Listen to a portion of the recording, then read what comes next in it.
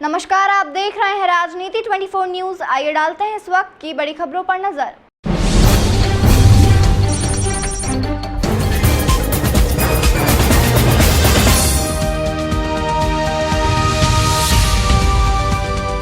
इंदौर में साइबर और ऑनलाइन धोखाधड़ी रोकने के लिए पुलिस विभाग द्वारा कई तरह के प्रयास किए जा रहे हैं, लेकिन तमाम प्रयासों के बावजूद भी साइबर अपराध रुकने का नाम नहीं ले रहे हैं। और ऐसे ही ताजा मामले में फरियादी द्वारा शिकायत दर्ज कराई गई कि परिवार के साथ हेलीकॉप्टर से केदारनाथ दर्शन करने के लिए उन्होंने टिकट बुक करवाए थे। ऑनलाइन टिकट भी जनरेट हुए पर वो भी कैंसिल हो गए। दरअसल पूरे मामले में जानकारी देते हुए एडिशनल डीसीपी आलोक शर्मा ने बताया कि राव थाना क्षेत्र में रहने वाले राहुल पाटीदार द्वारा प्रारंभिक तौर पर शिकायत में बताया गया था कि उन्होंने परिवार के साथ और माता पिता को दर्शन कराने के लिए केदारनाथ जाने का प्लान किया था और ऑनलाइन ऐप के माध्यम से बुकिंग भी कराई थी, जिसकी कुल राशि उन्होंने 1,35,000 रुपए भी अकाउंट में ट्रांसफर कर दिए थे। और फिर अकाउंट से रुपए ट्रांसफर होने के बाद कुछ देर के लिए ऑनलाइन टिकट भी जनरेट हुए थे, लेकिन उसके बाद में टिकट अचानक से कैंसिल हो गए। इसके बाद पूरे मामले में पुलिस के वरिष्ठ अधिकारियों से लेकर थाने पर शिकायत की और साइबर हेल्पलाइन नंबर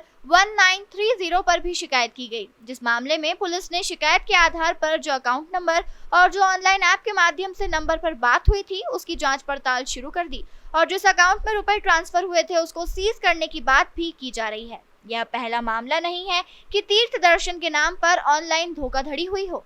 इससे पहले भी कई लोगों को शिकार बनाया गया है और इन्हीं धोखाधड़ी को ध्यान में रखते हुए पुलिस विभाग द्वारा तमाम जोनों पर ऑनलाइन धोखाधड़ी की रोकथाम के लिए साइबर जागरूकता अभियान भी चलाया जा रहा है। हमारे पास एक कंप्लेंट आई थी राऊ पुलिस के माध्यम से, जिसमें ये बताया गया कि एक आवेदक है राहुल पाटीदार, जिनको एक ऐप के माध्यम से केदारनाथ हेलीकॉप्टर दर्शन के नाम पर उनसे 1,35,000 रुपये डलवाए गए और उसके बाद उनका टिकट जो जनरेट हुआ उसको भी कैंसिल कर दिया गया। इस प्रकार से उनके साथ ये फ्रॉड किया। जो वेबसाइट है, जो ऐप है, उसके फ्रॉडस्टर के द्वारा।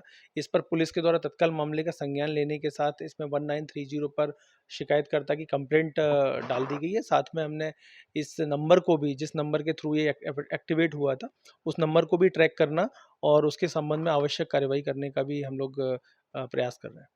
सर, क्या काम करते हैं फरियादी?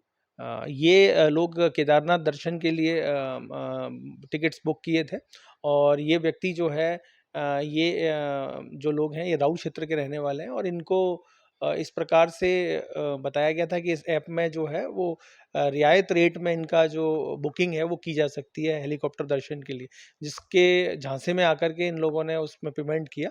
बट अनफॉर्चुनेटली उनके साथ इस तरह का फ्रॉड हुआ। बेटा था, अपने माँ बाप को दर्शन कराने ले जाना चाहता था, कुछ ऐसा बताया जाता है? जी, बिल्कुल इसी तरह का मामला है कि माँ बाप को दर्शन कराने के नाम पर उसने ये पैसे जो है उसमें ऐप के जरिए जो है वो उससे टिकट खरीदने के माध्यम से उसने ट्रांसफ़र किए थे। सर, कितने की ठगी है? ये लगभग 1,35,000 रुपये की जो ठगी है, जिस पे पुलिस ने तत्काल 1930 में इसकी कंप्लेंट दर्ज करा दी है और उसमें पुलिस आवश्यक कार्रवाई भी कर रही है। सर, इसी ठगी से बचने के लिए क्या संदेश देना चाहेंगे आप? इस प्रकार की जो ठगी है, जिस तरह से डिजिटल अरेस्ट के मामले भी सामने आ रहे हैं, हमें ये बहुत ध्यान रखना चाहिए कि किसी भी अननोन लिंक को या अननोन ऐप को हम लोग डाउनलोड ना करें। सारे वेरीफाइड सोर्सेज से ऐप और लिंक्स ही डाउनलोड करें और कभी भी किसी भी ऐप के साथ आपका जो प्राइवेसी डिटेल्स होता है उसको शेयर ना करें, क्योंकि अक्सर इस तरह के मामले भी कई बार सामने आए हैं कि कई बार पुरुष अथवा महिला के साथ ये किसी भी ऐप के माध्यम से ये जुड़ते हैं और साथ में उसके मोबाइल की और उसके मीडिया की सारी एक्सेस ले लेते हैं और उसके सारे जो फोटोग्राफ्स होते हैं कई बार उनको मॉर्फ करके भी, कई बार अश्लील फ़ोटो भी ये लोग ट्रांसमिट करते हैं। तो ये बहुत ही गंभीर विषय होता है, जिससे कि लोग प्रताड़ित होकर कई बार आत्महत्या करने की भी घटनाएं सामने आई हैं। तो मैं सब लोगों से अपील करना चाहूँगा कि किसी भी प्रकार के अननोन ऐप पर, अननोन लिंक पर, वेबसाइट पर न जाएं और वेरीफाइड सोर्सेज से ही ये ऐप डाउनलोड करें। साथ ही साथ पैसे का लेन-देन करते समय भी बहुत सावधानी बरतें। किसी को भी अपना ओटीपी और बैंक डिटेल्स ईज़िली शेयर ना करें।